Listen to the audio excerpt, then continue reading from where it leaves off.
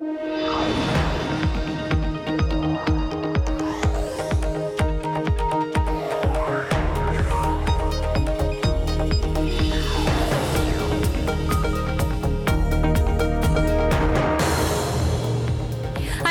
and this is Bloomberg Technology. Coming up, Facebook out with earnings, mobile video ads fueling sales growth as the social network sails past the 2 billion mark in monthly active users. Plus, Meg Whitman is stepping down from HP Inc.'s board. Could this be a preview of a bigger move to come for Whitman? We will explore. Plus, Akamai's cloud platform helps drive better than expected second quarter revenue. But why is the stock plunging? We'll ask CEO Tom Layton, who joins us exclusively this hour. First, to our lead. President Trump is expected in a very few moments to announce that Taiwanese manufacturing giant Foxconn plans to open a factory in the United state of Wisconsin.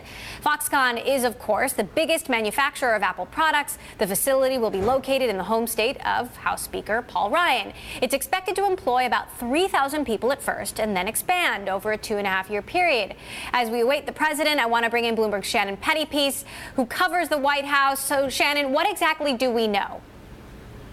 Well, pretty much what you said, and that the White House is trying to make, get as much press as they can. They have a big event where they're going to announce this. It's not just something they're going to have Foxconn announce in a press release. They're trying to capitalize this as much as they can.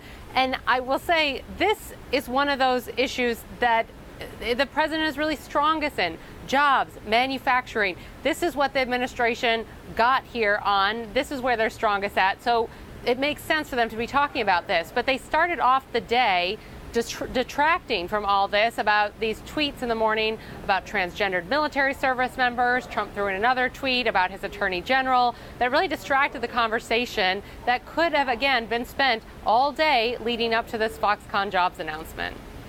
Now, Foxconn is the primary manufacturer of Apple products, and Trump has had strong words for Apple, but we don't know if this factory is actually going to assemble any Apple products. What could this, though, mean for U.S.-China trade relations? Right. What we've been reporting is that it would be LCD screens for monitors or TVs, that some of those could involve Sharp.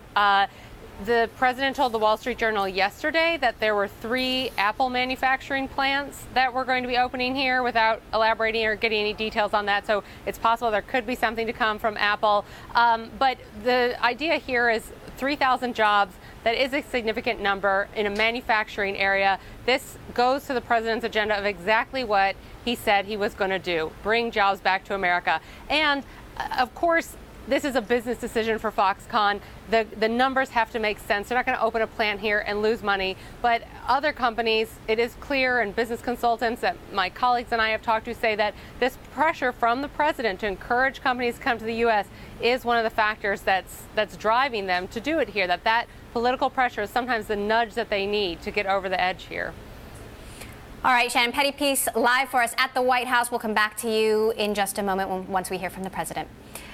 Well, Facebook churned out faster than expected quarterly sales growth, fueled by continued strength in mobile video advertising. The social network now has over 2 billion monthly active users and is steadily driving revenue at a faster pace than other tech giants.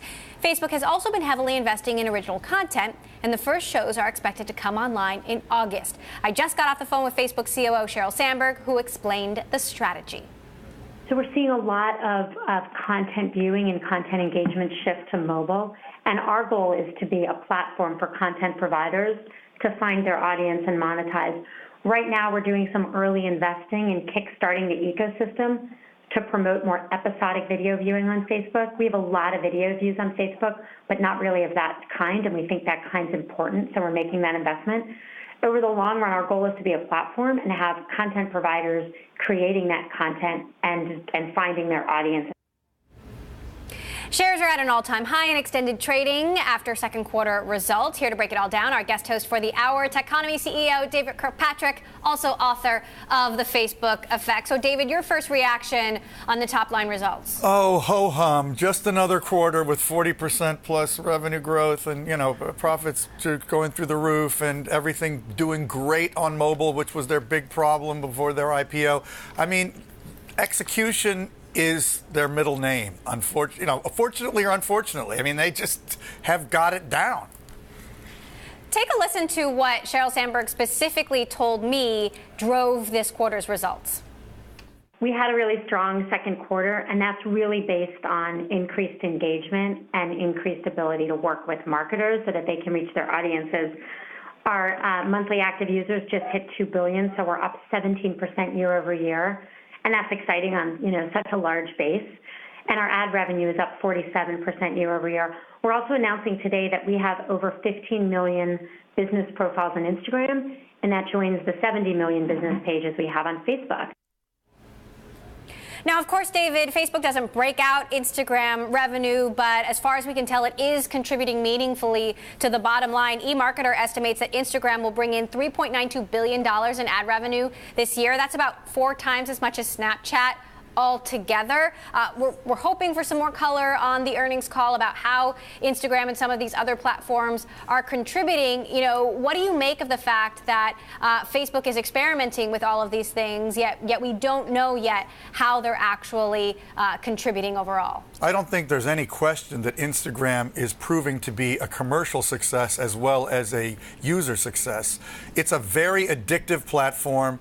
My 25-year-old daughter cannot stop using it. She has multiple accounts. She is all over that thing. And everyone else I know, 25 or younger, similarly, they are incorporating ads into Instagram in a quite deft way. I even use Instagram, and I'm impressed that the ads are not offensive to me. I thought when they talked about Instagram ads, I wasn't going to like them, but honestly, they almost seem like they belong there more than they do when I look at Facebook, which is odd. It's something about the visuality of Instagram is so perfect to the moment we're living in.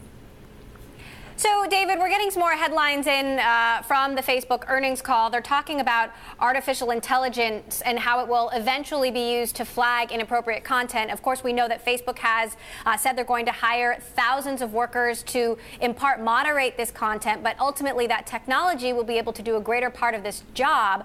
How big of a challenge will this be for Facebook in the future in terms of balancing humans versus machines? Well, it's a huge challenge, although Facebook is really investing a lot and doing some excellent work in artificial intelligence. But we're not at a point where machines do what people do. They are taking the burden off people in certain key areas, and AI is going to help make that accelerate. But it's, everything in tech ends up being an arms race. And I think, AI is going to help Facebook monitor and manage the content that its viewers see. At the same time, the challenges are going to grow because the nature of both, content from bad actors as well as weird content put up by ordinary users is going to continue to get more complex. So the tools needed to combat it are going to be more and more complicated too. So these things are just going to be an endless, they're going to chase after perfect success, which they will never achieve. Facebook has a lot of issues with the kind of content that's on it. There's all kinds of interesting questions about how they make the decisions about what should and should not be allowed. It's healthy to have AI involved, but it's not simple in any way. All right, well, we're still listening into that earnings call. Facebook just saying that Instagram and WhatsApp stories have surpassed 200 million users apiece. This is, of course, a feature that Facebook brought over from Snapchat. David, we're going to continue to watch the headlines. CEO of Techonomy, my guest host for the hour. You are sticking with me. Coming up, Meg Whitman is officially off HP Inc.'s board. What does this signal for her tenure as the CEO of the other company, HP Enterprise? Next. And Bloomberg Technology is live streaming on Twitter. Check us out at Bloomberg Tech TV, weekdays 5 p.m. in New York, 2 p.m. in San Francisco. This is Bloomberg.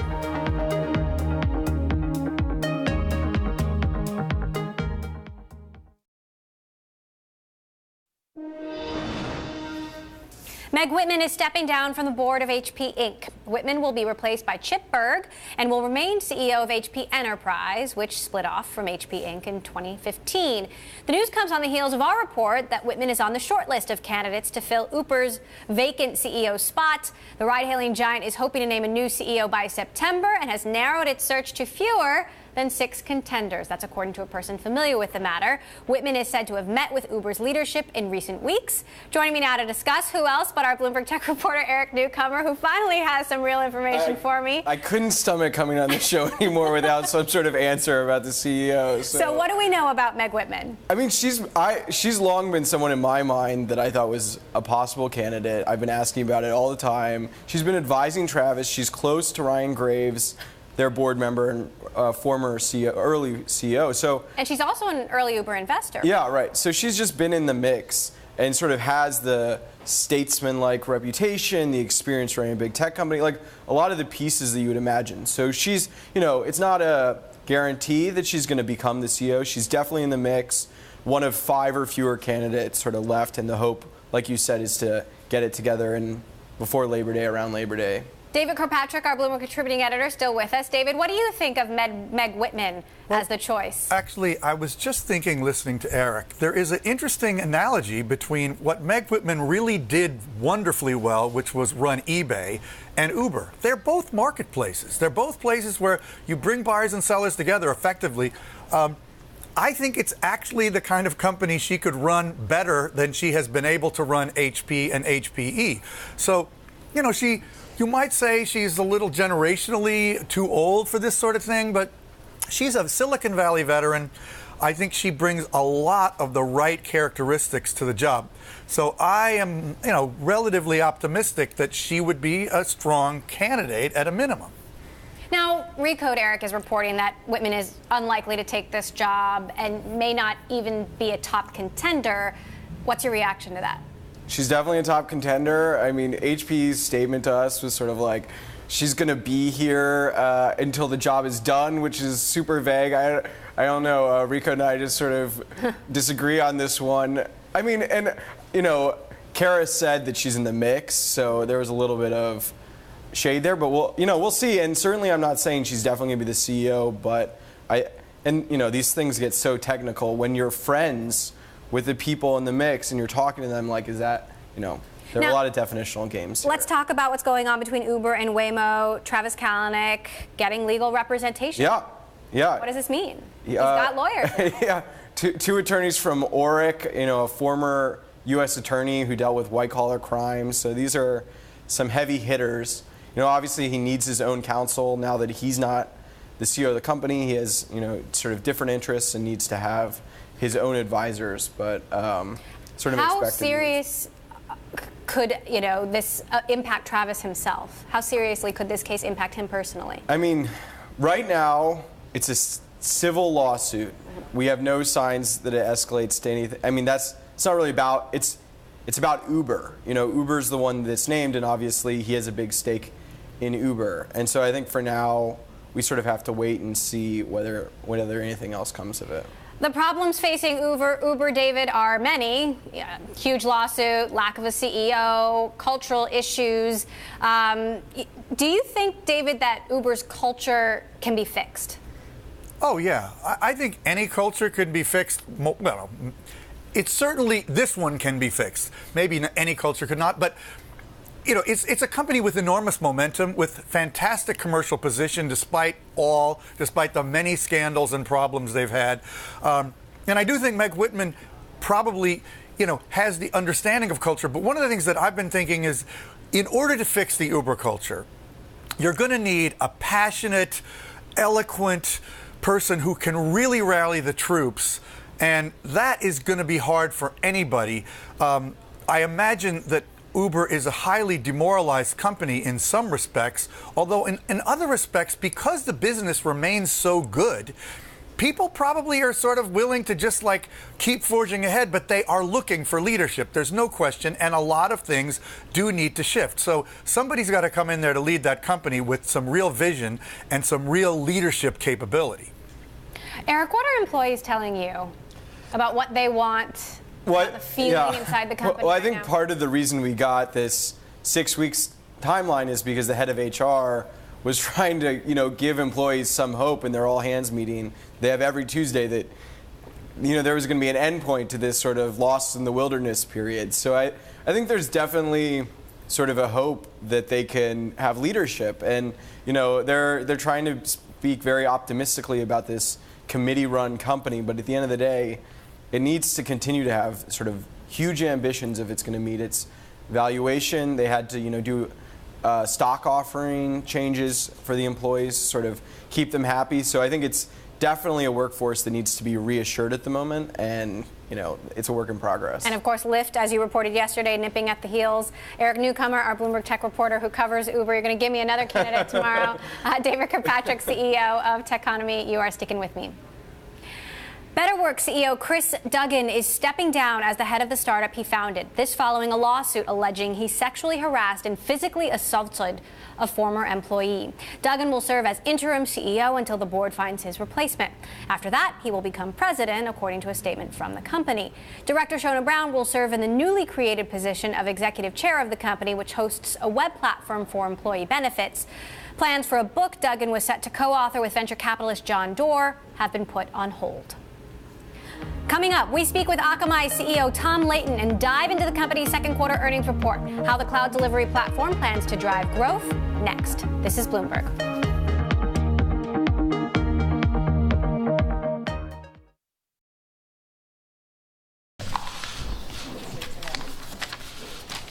Breaking news, let's head straight to the White House where Foxconn Chairman Terry Gou is speaking at the mic there. We're waiting for an announcement from President Trump about a new Foxconn factory in Wisconsin. Take a listen. Communication will greatly increase the growth of big data. With artificial intelligence, a new 8K plus 5G ecosystem is born.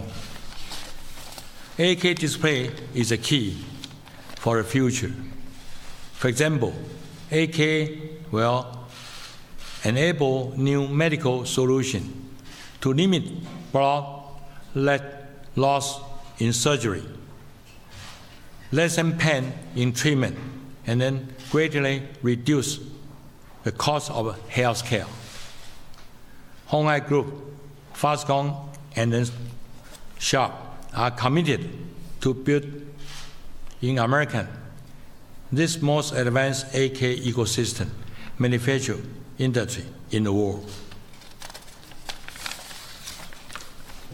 Why do it here?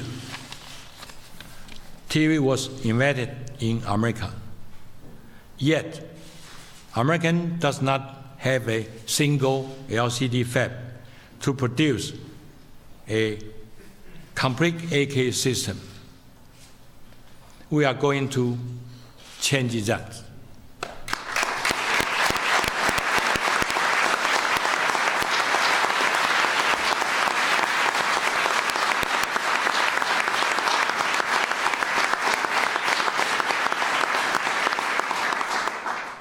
It starts today with this investment in Wisconsin.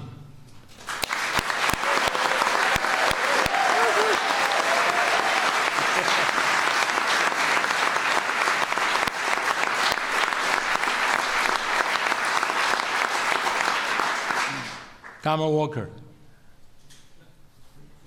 I'd like to thank you and your leadership teams. I also would like to thank you, Mr. Jared Kushner, the White House Office of American Innovation, for your hard work to make this investment a reality. Speaker Ryan, thank you for all your advice and support on Capitol Hill. Vice President Pence, we are not strangers. We have facility in your home state. Your support is very much appreciated. Mr. President, we just met inside. We met we spent 10-15 minutes talking. I met you 3 times. Each time you have emphasized the importance of manufacturing in America and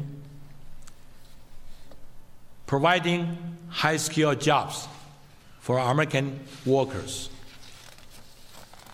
I feel confident to say this is a win-win-win strategy.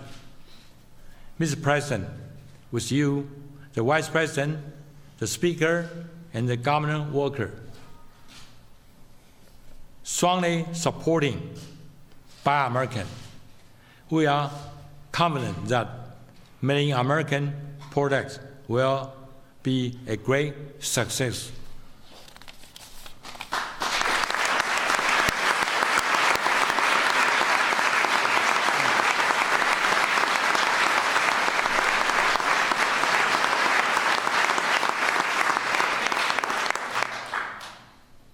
I know you are committed to growth manufacturing in the United States. Because of you, we are also committed to create great jobs for American people. Mr. President, the eagle flies. Thank you.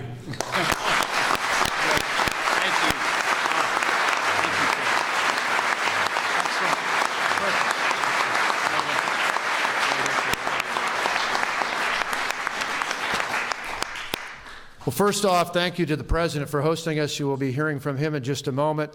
Mr. Vice President, my good friend and former colleague, to the Speaker, my good friend and longtime neighbor, to the legislative leaders here from Congress, who I'll mention in just a few moments, to our legislative leaders from the state, to all of you, and but particularly Terry, to you and your team.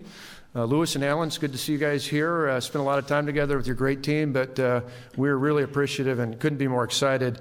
And I got to tell you, I personally want to say, you know, Terry just gave a great speech there, but Terry for us embodies not only in America, but in Wisconsin, when we think about success story in terms of hard work, determination, building a company with just literally a few $1,000s in 1974, starting out building the knobs. Remember the old knobs on the black and white TV? Some of you are too young to remember this, but the Gallagher, I'm thinking of you in particular, but building those knobs and then getting an Atari contract to build a joystick. As a kid, I can still remember doing that, and then going on to Compaq, and now being one of the leaders in the world. And we are absolutely thrilled to have you here today and to have your success story be a part of the American success story, and particularly the success story here in the state, or coming to be in the state of Wisconsin. So Terry, thank you.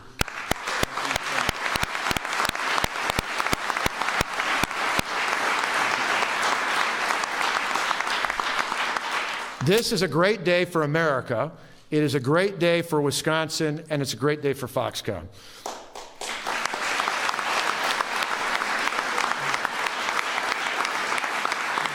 Today, we're announcing the single largest economic development project in the history of the state of Wisconsin, and one of the largest in the history of this country.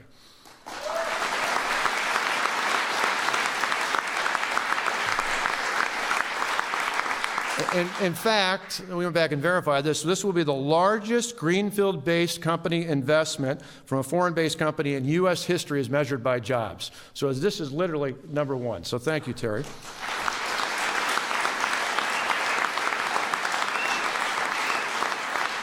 Foxconn in the state of Wisconsin tomorrow in our state will enter into a memorandum of understanding by which Foxconn will invest $10 million. Excuse me, $10 billion, thank you. I'm glad to see Paul Ryan's keeping track of millions and billions. Little different than Dirksen, back our neighbor to the south. $10 billion. For a minute there, I thought I was on a TV show, right? $10 billion, which will create 13,000 jobs in the state of Wisconsin.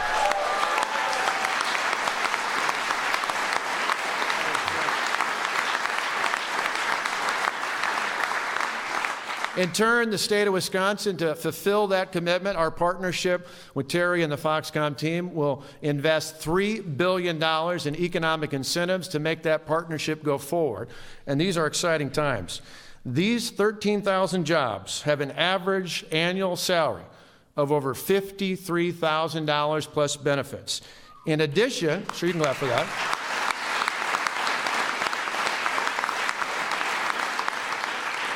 In addition to the 13,000 jobs directly created by the Foxconn investment, the project is expected to create at least 22,000 indirect and induced jobs throughout the state of Wisconsin.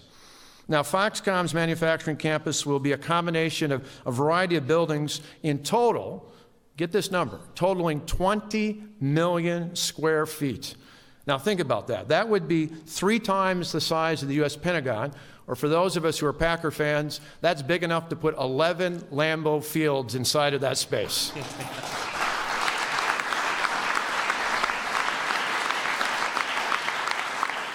Some 10,000 construction jobs will be needed to build that campus. So we're going to need people from all across the state of Wisconsin and throughout the Midwest to help us out.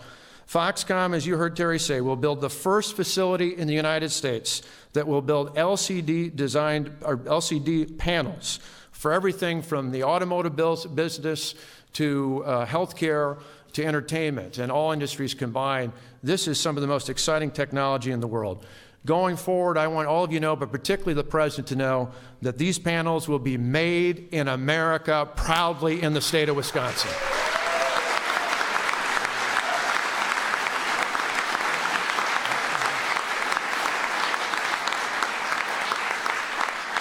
Foxconn's new ecosystem will transform Wisconsin.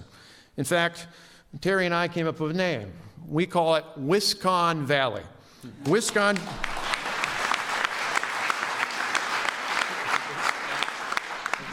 with 2 N's. Wisconn Valley in fact, the region we will call Wisconn Valley will become the new global home to cutting-edge technology and innovation. Wisconn Valley will help us attract top talent from across the country and around the world. Wisconn Valley will help us with one more tool to keep our college and high school graduates in the state of Wisconsin instead of going beyond our borders. This is exciting and transformational.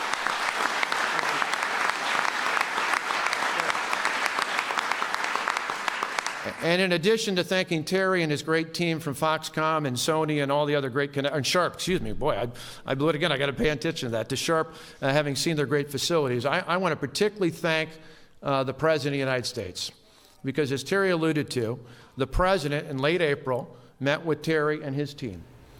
Wisconsin Governor Scott Walker there talking about a new facility that Foxconn is opening in Wisconsin. Of course, Foxconn is the biggest manufacturer of Apple products. We also heard from Foxconn Chair Terry Go, the company pledging to invest $10 billion in the United States by 2020 to create 13,000 jobs. I want to bring in David Kirkpatrick.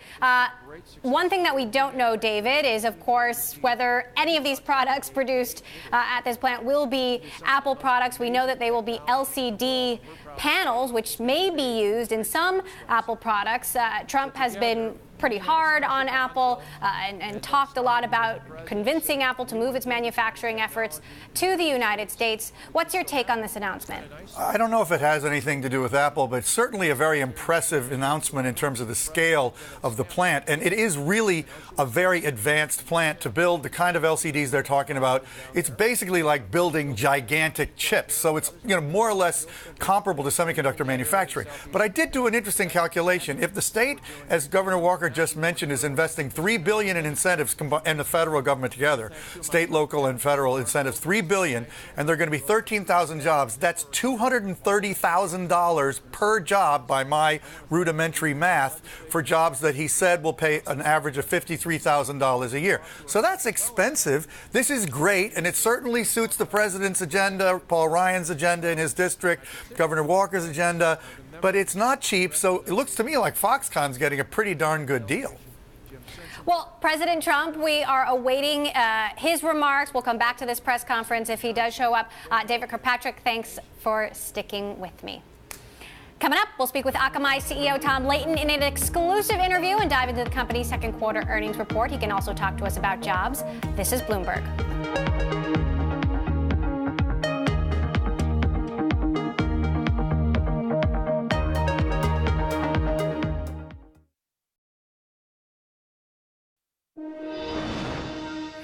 Cloud Cloud delivery platform Akamai reporting better than expected second quarter revenue. The company boosted its top line by $609 million. That's a 6% year-over-year increase.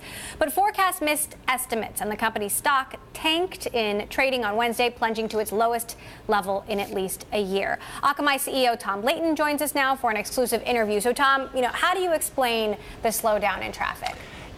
Yeah, the important thing to realize is traffic is growing at a very rapid pace. We have lost some share to do-it-yourself efforts in the internet's largest platform companies. Outside of that, our traffic growth is bigger than the internet as a whole, so you can infer from that we're gaining share. And I think the important thing to take away from the Q2 results is that now our performance and security business, our web division customers, is the majority of our revenue. Very profitable business, growing at 16% year over year. Our security business in particular, now almost $500 million. We expect that to be $1 billion within the next 4 or 5 years, growing at 34%. You mentioned security revenue there still strong, but slowing down. And I wonder, is that just the law of large numbers? Is that because you've passed the early adopter stage? Well, growing at 34% is pretty good when we're the world's largest pure play cloud security provider, and we think there is strong growth, ahead, enough that we're confident that we can make that $1 billion business. Also, we're just now launching our first 2 enterprise security products. And we think in the long run, they have even more runway than the existing web security business, which has been very successful. So when do you think we'll start seeing some of those new products contributing to growth? I think next year we'll start seeing the enterprise products, contributing. And so far, they're on a track record that exceeds what we did in the first year with our web security products. So I'm curious, you obviously see a lot of what's happening with streaming services like Sling TV, YouTube TV, Hulu Live, some of these new fledgling services. Can you give us any color on how quickly these services are being adopted? That is a great question, and we deliver for a lot of those companies. And, video now is the majority of traffic on our platform and growing at a very good clip. And that's what makes us really optimistic about the future of our media business. And the question really is, how fast will the adoption be? I think everybody in the industry thinks that over a period of years, the majority or maybe large majority of video watching will be on the internet. What's your take on, the changeover in the FCC and, the current argument about fast lanes or no fast lanes, the big internet giants going up against, the AT&T and Verizons of the world? Well, there's clearly been a shift in who's, if you want to call it, winning from, the big content folks to the big carriers. A lot of the rules are going away. In terms of Akamai, we're pretty neutral in that. We weren't regulated before. We're not regulated now. We work very closely with the big carriers, and so I think this is fine from our perspective. What do you think it means for innovation? I think it'll be fine for innovation. I think this puts us back to where we were before. There'll be, less legal engagement, and I think things will be fine. Just hearing there out of Washington, Foxconn announcing that it's going to open a manufacturing plant in Wisconsin, creating 13,000 jobs. A big victory for President Trump, who, as I'm hearing, is coming up to the podium to speak. Let's take a listen in to President Trump.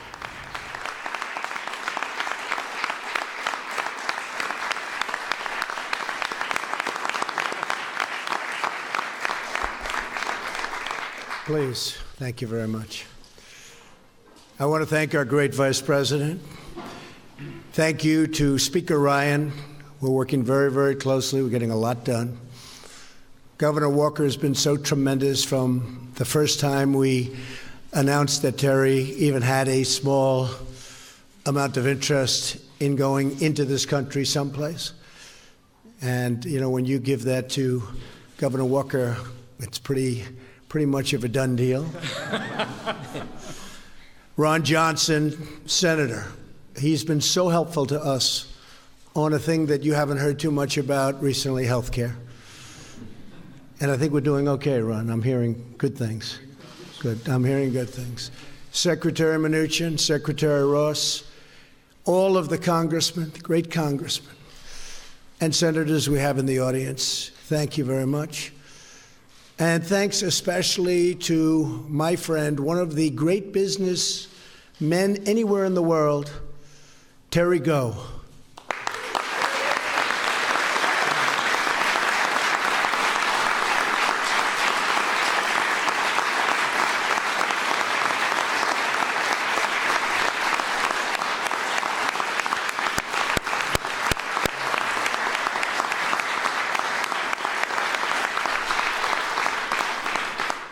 I would see Terry and I'd say, Terry, you have to give us a couple of those these are massive places that you do such great work with, and he's going to be doing that in a state that's very close to my heart, Wisconsin. So we're very happy. One of the big job producers anywhere at any time, Scott. So I know it's going to be fantastic for the people.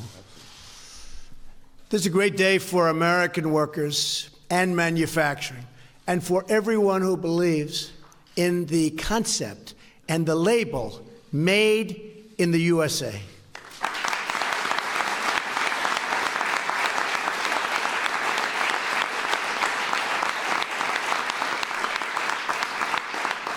Today, I'm pleased to announce that Foxconn, a world leader in manufacturing for computers, communications, and consumer electronics, one of the truly great companies of the world, will build a state-of-the-art manufacturing facility for the production of LCD panel products in Wisconsin, investing many, many billions of dollars right here in America and creating thousands of jobs. And I mean American jobs. That's what we want.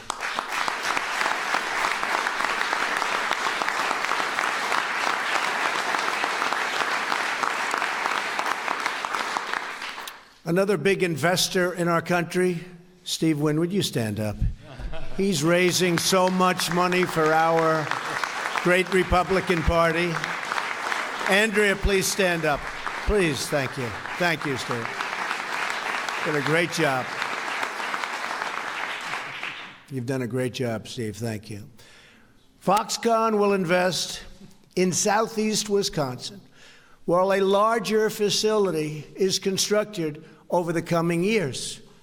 And that facility is currently under negotiation.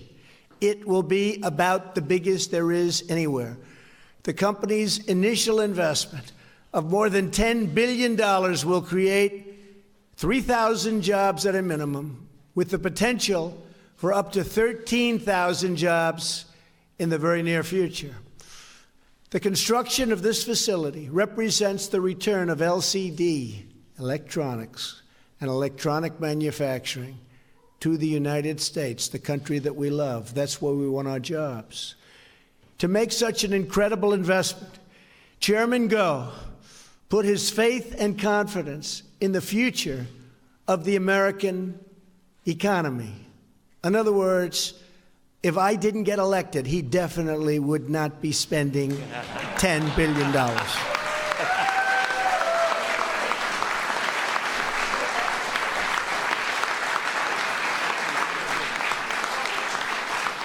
His great company has seen you see exactly what I'm saying, our administration's work to remove job-killing regulations. He's been watching. To institute Buy American and Hire American, and all of those policies, and to pursue the steps necessary to revitalize American industry, including repealing and replacing Obamacare. We better get that done, fellas, please. Mike, we need that so badly. Cutting taxes, fixing our trade deals, and rebuilding our infrastructure. We'll be submitting an infrastructure bill in the not very distant future. We're going to be submitting a tax bill in the very near future.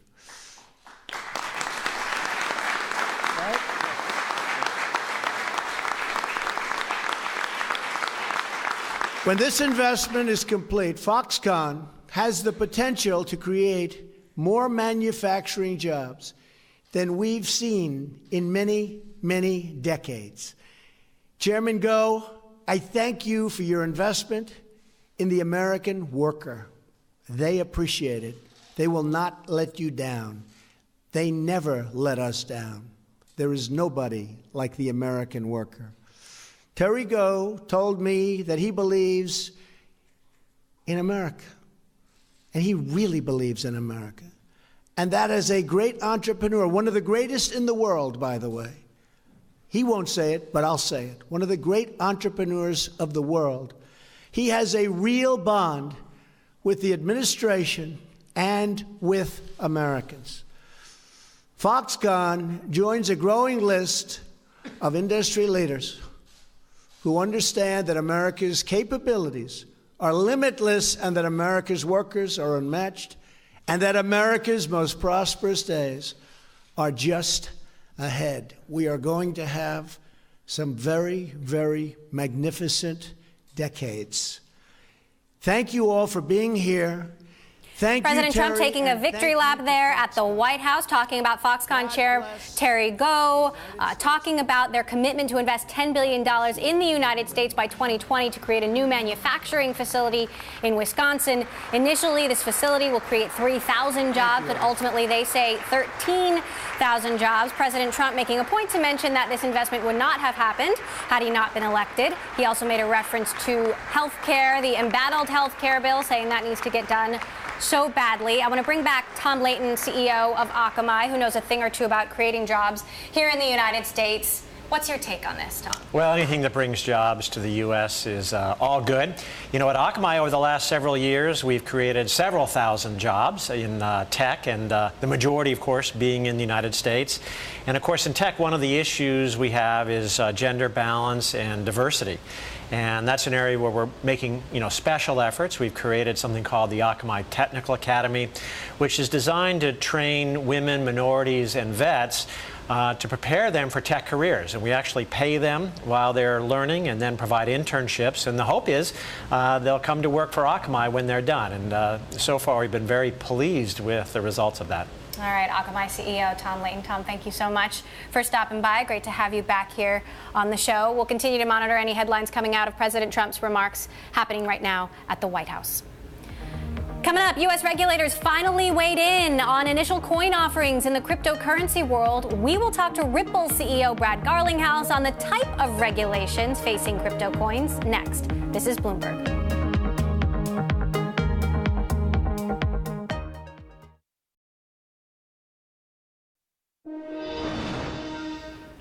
U.S. regulators now have jurisdiction over one of the hottest new areas of finance, initial coin offerings of digital currency. On Tuesday, the SEC announced that companies raising money through the sale of digital assets must now adhere to federal securities laws. For more now, I want to bring in Caroline Hyde in London. Caroline? Emily, thank you. Yes, to discuss the moves made by the SEC, what that means for the pace of future coin offerings, and of course the growth of the overall asset class, we're joined by Brad Garlinghouse, CEO of blockchain startup Ripple, which works with the world's top banks and whose native cryptocurrency is now the world's third largest. Brad, you weren't surprised. The SEC had been eyeing this up. Yeah, I don't think this is any surprise at all to people who have been paying attention. For literally decades, 70 to 80 years, we've had securities laws that have developed both for the protection of consumers and investors, but also for companies. And if you look at how this has unfolded, the very name itself, an initial coin offering, or an ICO, sounds an awful lot like an IPO. And I have been fond of saying if it walks like a duck, it talks like a duck. Well, it probably is a duck. And in fact, now we know the SEC is going to regulate it like it's a duck. So I don't think this is any big surprise. I think in some ways very good for the industry. Good for the industry. What does it mean if you're in the US, you were looking at doing a token offering, an initial coin offering? What does it mean in terms of the new information you're going to have to give your investor base and what that means for the investors eyeing them up? Well, I think what it means is you need to have the same kind of thoughtful process that goes through any securities offering. And I think what was happening, and you had over $1 billion raised through these initial coin offerings in Q2. And I think what you're going to see happen now is that will slow because there will be some discipline included in that process, disclosures, transparency, and really making sure the investors that are buying these tokens know what they're buying and know what they should expect going forward. I think that was really operating in a really gray area for a while, and the SEC has come out, and I think again is really provide clarity around that, which I think will be good for the industry at large, and separating really what may in fact have been even at the edge fraud to better use cases. ultimately, I think digital assets have a very valuable role to play. XRP, which is Ripple's digital asset, I think the more utility you can derive from that, the more use case you can derive, the more valuable they will be. In some of these token offerings, that was really unclear. Will it drive it offshore? Because, I mean, I'm looking at the Isle of Man near here in the United Kingdom. It's been known as Bitcoin Island. Could you just do offshore offerings? Sure, and people have certainly talked about how you can just avoid U.S. regulation. At the end of the day, though, I think governments around the world are going to recognize, governments around the world have protections for investors, they have protections for companies and how securities are offered.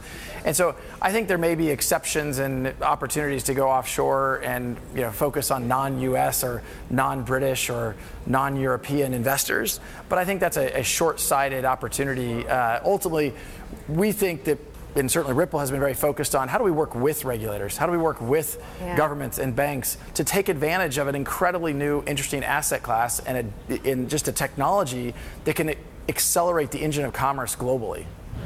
Talk to us about how you're working with banks here in the UK. You're working with none other than central bankers, Bank of England. But how are banks adopting this? Are they just looking to build their own ecosystems, their own particular perhaps blockchains and areas of growth, or are they adopting Ripple and your own XRP? Well, Ripple today is working with over 90 banks around the world. And the problem we're solving, for starters, is really a cross-border payment solution. So today, if I were you're in London today, and if I wanted to send you $10,000, it's amazing to me the fastest way for me to get that money to you today is to drive to San Francisco's International Airport and fly it to you. Today you can stream video from the space station, but you can't actually move your own money. And if I were to use the existing infrastructure, what's called correspondent banking, it would take me 3 to 5 days, and it'd be pretty expensive for me to send you that $10,000. We simply think we live in the world of the internet, and you expect information on demand, and there's no reason why you shouldn't think about value and money in the same way. And we talk about at Ripple the internet of value, and how do we enable that? Fascinating. And of course, you're working with banks. Meanwhile, many a banker are trying to be working with cryptocurrencies and actually exiting to start up their own things. Fascinating. I'm sure this is an area that will keep on growing. Thank you very much indeed. Of course, that was Brad Garlinghouse, CEO of Ripple. Emily. All right, Caroline Hyde for us there in London. Thanks so much, Caroline. Now to a stock we are watching. PayPal is rising in late U.S. trading. The company boosting its adjusted earnings per share forecast for the full year, exceeding the average analyst estimate. PayPal also topped earnings and revenue estimates for the second quarter.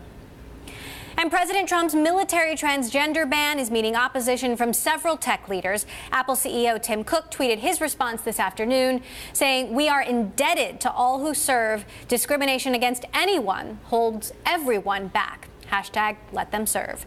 Google CEO Sundar Pichai and Facebook CEO Mark Zuckerberg also tweeted their disappointment in Trump's ban, which claims transgender enlistees will cause too much, quote, disruption.